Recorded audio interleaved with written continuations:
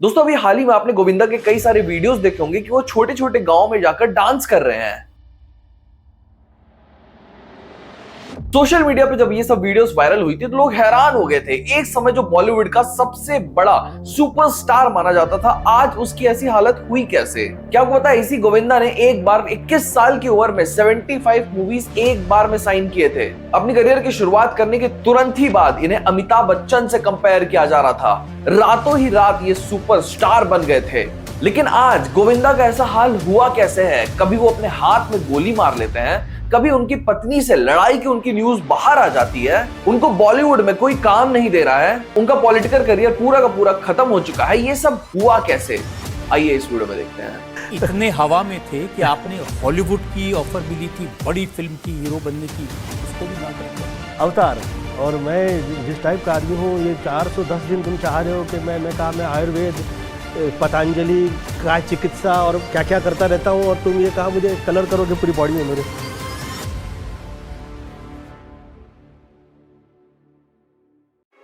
गोविंद कुमार आहूजा उर्फ गोविंदा उर्फ चीची का जन्म 21 दिसंबर 1963 को विरार में हुआ। इनके पिताजी और माताजी दोनों ही क्रिएटिव बैकग्राउंड से आते थे और इनके पिताजी ने कई सारे मूवीज में काम भी कर रखा था। फिल्म्स जैसे कि अंधेरा, औरत, बॉम्बे की सैर, इन सारी मूवीज में उन्होंने एक्टिंग कर रखी थी। लेकिन फिर 1948 में उन्होंने अपनी एक प्रोडक्शन कंपनी खोली जहां पे वो मूवीज प्रोड्यूस करने लगे। अरुण आहूजा अपनी पहली मूवी सहरा रिलीज करते हैं और ये मूवी बॉक्स ऑफिस पे फ्लॉप हो जाती है। अब इसके बाद हुआ ये कि ये जो फैमिली विरार के एक बंगलो में रहती थी, उसे अपना बंगला बेचकर विरार के एक चौल में शिफ्ट होना पड़ता है। गोविंदा का पूरा अपब्रिंगिंग इसी चौल में हुआ था। लेकिन बचपन से ही गोविंदा ने अपने पापा और अपने मम्मी को एक्टिंग करते हुए देखा था, तो उनके अंदर एक्टिंग का कीड़ा था। लेकिन आगे जाकर वो पढ़ाई करते हैं, बीकॉम की अपनी डिग्री लेते हैं और उसके बाद कई जगह पर जॉब्स के लिए भी अप्लाई करते हैं। उनको एक्टर नहीं बनना था, उनको सिर्फ और सिर्फ इतना सेल्फ सफिशिएंट बनना था कि वो अपने फैमिली को किसी भी तरीके से फाइनेंशियली हेल्प कर पाए। गोविंदा इसके बाद एक स्टूवर्ड की नौकरी के लिए एक बहुत बड़े होटल में अप्लाई भी करते हैं, लेकिन उनको इंग्लिश नहीं आती थी, इसकी वजह से उनको जॉब नहीं मिल पाती है। उनके पापा उस समय उनको एक एडवाइस देते हैं, वो बोलते हैं कि तुम्हें एक्टिंग के लाइन में जाना चाहिए, तुम्हें वहीं पे जॉब मिल पाएगा। वही एक जगह है जहां तुम्हें तुम्हारे टैलेंट से जज किया जाएगा, तुम्हारे लैंग्वेज से नहीं। गोविंदा उनकी बात मानते हैं और वो मिथुन चक्रवर्ती से भी बहुत ही ज्यादा इंस्पायर्ड रहते हैं। शुरुआत में तो गोविंदा जगह जगह जाकर ऑडिशंस दिया करते थे, लेकिन आगे जाकर उनको पता चल गया था कि समय बदल चुका है, तो VHS टेप्स में अपने ऑडिशन रिकॉर्ड करके इधर उधर भेज दिया करते थे। ही वाज लाइक कि अगर आपको स्क्रीन में देखना मैं कैसा दिखूंगा तो आप इस VHS टेप में ही देख लो, आपको पता चल जाएगा। अपने स्ट्रगलिंग फेज के दौरान एक दिन गोविंदा की मुलाकात होती है गूफी पेंटाल से, जो कि उनके टैलेंट को समझते हैं और उनको छोटी छोटी मूवीज देना शुरू कर देते हैं। आगे जाकर वो एक घंटे की भी मूवीज दे रहे थे, जो उस समय गोविंदा के लिए बहुत बड़ी बात थी। इन मूवीज से लोगों को गोविंदा का टैलेंट समझ में आने लगा था और इसके बाद आगे जाकर गोविंदा के चाचा भी उनको कई सारी मूवीज में कास्ट करते हैं। फिर 1986 में फाइनली जाकर बड़े पर्दे पे गोविंदा की पहली मूवी रिलीज होने जा रही थी। उनकी पहली मूवी थी इल्जाम, फिर लव 86, फिर तन बदन। ये सारे मूवीज कमर्शियली बहुत ही ज्यादा हिट थे और इसी से पता चल गया था कि गोविंदा के एक्टिंग करियर का अब सूर्योदय हो गया है। और आपको पता है उगते सूरज को लोग क्या करते हैं? सलाम करते हैं। गोविंदा के साथ सारे बड़े बड़े प्रोड्यूसर और डायरेक्टर काम करना चाहते थे उस समय पर। गोविंदा एक ऐसे समय पे उभर रहे थे जिस समय पे बॉलीवुड पे अमिताभ बच्चन जैसे सुपरस्टार राज किया करते थे। लेकिन आगे जाकर दिलीप कुमार जैसे जो एक्टर थे वो समझ गए थे कि गोविंदा के अंदर एक कॉमेडी है, वो कॉमेडी का जो टैलेंट है वो बाकी सारे एक्टर्स में था नहीं। तो दिलीप कुमार गोविंदा को बताते हैं कि तुम्हें कॉमेडी के लाइन में जाना चाहिए।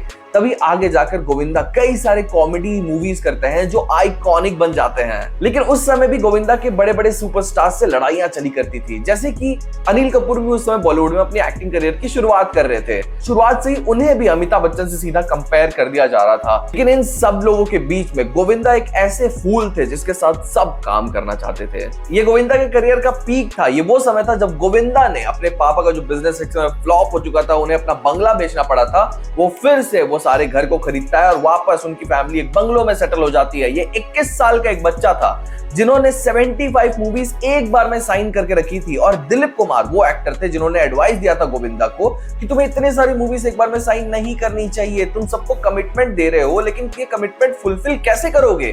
जिंदगी में तुम्हारे पास लिमिटेड टाइम है। वो 3 घंटा सोया करते थे उस समय, 3 घंटे सिर्फ और सिर्फ इन सारे कमिटमेंट के वजह से। और आगे जाकर गोविंदा दिलीप कुमार की ये एडवाइस मानते हैं और अपनी 25 मूवी को रिजेक्ट कर देते हैं। लेकिन गोविंदा के पास अभी भी 50 मूवीज थी, तो उनको ये सारे मूवीज के कमिटमेंट भी फुलफिल करने थे। लोग पागल हो गए थे गोविंदा के पीछे। एक समय अमिताभ बच्चन के पास इतने फैंस नहीं थे जितने गोविंदा के पास थे।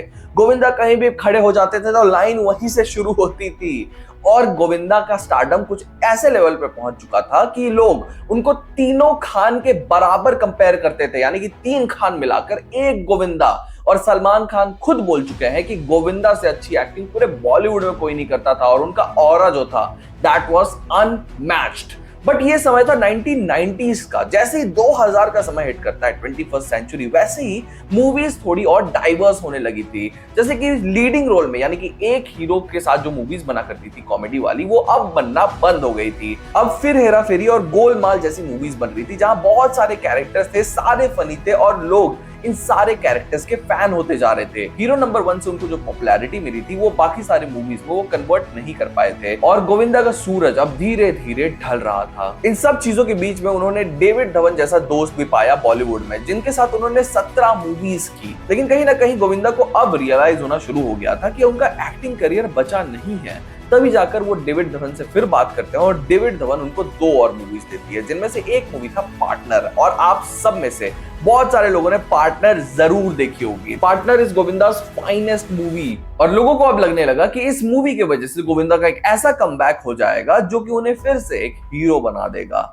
लेकिन ऐसा नहीं होता है। शाहरुख खान, सलमान खान और आमिर खान, 3 खान बॉलीवुड को डोमिनेट कर देते हैं, और गोविंदा को काम मिलना बंद हो जाता है। अब यहाँ से शुरुआत होता है गोविंदा का डाउनफॉल। उन्होंने अपनी जिंदगी में ऐसे ऐसे डिसीजन लिए यहाँ से जो उनके डाउनफॉल का कारण बना। सबसे पहला डिसीजन था 2004 में इलेक्शन लड़ना। कांग्रेस उनको टिकट दे देती है नॉर्थ मुंबई से, वहां वो इलेक्शन लड़ने पहुंच जाते हैं 50,000 वोटों से। गोविंदा उस इलेक्शन को जीत भी जाते हैं और आगे जाकर एक एमएलए बन जाते हैं। लेकिन एमएलए बनने के बाद भगवान ने गोविंदा जी को सब कुछ दिया, लेकिन एमएलए बनने के बाद भी वो सवाल भी नहीं पूछते थे। आपको भरोसा भी नहीं होगा इस बात का। उन्होंने पार्लियामेंट की 307 सिटिंग्स में से सिर्फ 37 सिटिंग अटेंड की थी।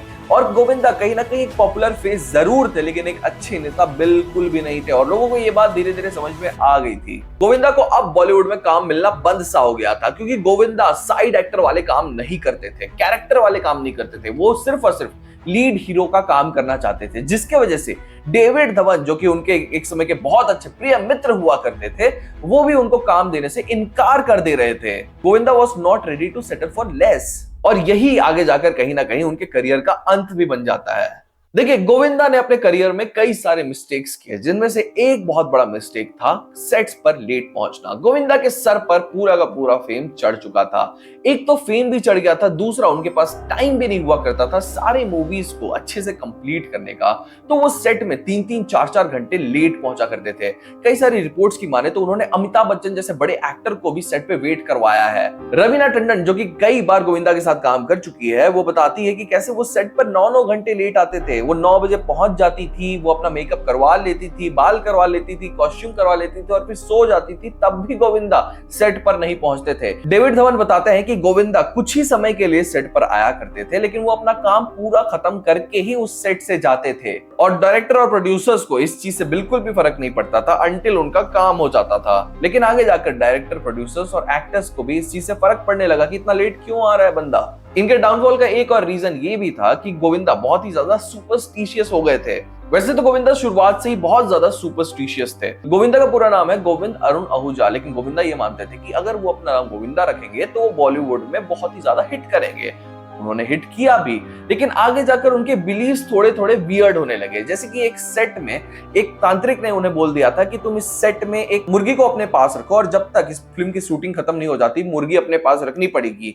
वो मुर्गी उस सेट में मर जाती है, she dies in the set, लेकिन फिर भी गोविंदा उस मुर्गी को अपने पास रखते हैं, ये सोचकर कि ये मूवी हिट होगी। कई सारी रिपोर्ट्स की माने तो गोविंदा अपने को एक्टर्स को कपड़े भी बदलने बोल देते थे कि ये कलर आज जा नहीं रहा है, ये कलर अगर तुम पहन लोगे तो हमारी मूवी फ्लॉप हो जाएगी। और इन सारे सुपरस्टिशन की वजह से कहीं ना कहीं उनके को एक्टर्स भी उनके साथ काम नहीं करना चाहते थे अब। लेकिन आज की अगर हम लोग बात करें तो आज 6 साल से भी ज्यादा का समय हो गया है, हमने बड़े पर्दे पे गोविंदा को देखा ही नहीं है। उनकी लास्ट मूवी 2019 में रिलीज हुई थी, और उसके बाद उन्होंने किसी भी मूवी में कोई कैमियो भी नहीं किया है। अगर हम लोग न्यूज की बात करें तो आए दिन बड़ी अजीबो करीब न्यूज गोविंदा की तरफ से हमें आते हुए दिखते हैं। जैसे कि एक बार उन्होंने अपने आप को ही गोली मार ली थी अब अपनी लाइसेंस्ड रिवॉल्वर से। हाल ही में ये भी न्यूज सोशल मीडिया पे बहुत ही ज्यादा वायरल हो रही है कि गोविंदा अपनी पत्नी को तलाक दे रहे हैं, उनके बीच में एक रिफ्ट चल रहा है।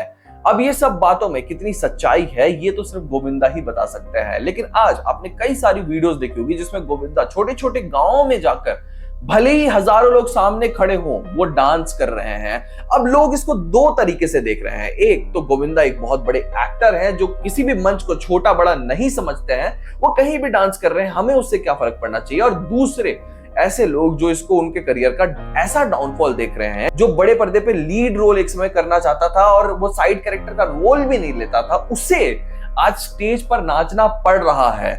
It is not by choice, it's by उनको ये सब मजबूरी में करना पड़ रहा है। Well I personally feel Govinda is one of the biggest actors, biggest name, biggest personality Bollywood has ever given to India. Govinda का जो करिश्मा है, जो टैलेंट है, जो ऑरा है, उसके इक्विवेलेंट आज कोई भी एक्टर बॉलीवुड में स्टैंड भी नहीं करता है।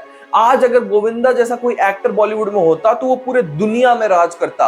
आज अगर गोविंदा को भी मूवीज मिलती तो वो भी पूरे दुनिया में राज करते। गोविंदा का कहना है कि उनको कहीं ना कहीं बॉलीवुड के द्वारा साइडलाइन किया जा रहा है, जिसकी वजह से उनको मूवी नहीं मिलती है। उनको मूवी मिलती है तो रिलीज नहीं होती, रिलीज होती है तो अच्छी तरीके से रिलीज नहीं होती है। वेल आप क्या सोचते हैं गोविंदा के बारे में? क्या हुआ है गोविंदा को? क्या रीजन है सबसे बड़ा गोविंदा के डाउनफॉल का? हमें कमेंट सेक्शन में जरूर बताइएगा। और हम ऐसी वीडियोस बनाते रहते हैं तो हमारे चैनल को सब्सक्राइब करके जाना मत भूलिएगा। आज की वीडियो से इतना ही, मिलते हैं अगले वीडियो में।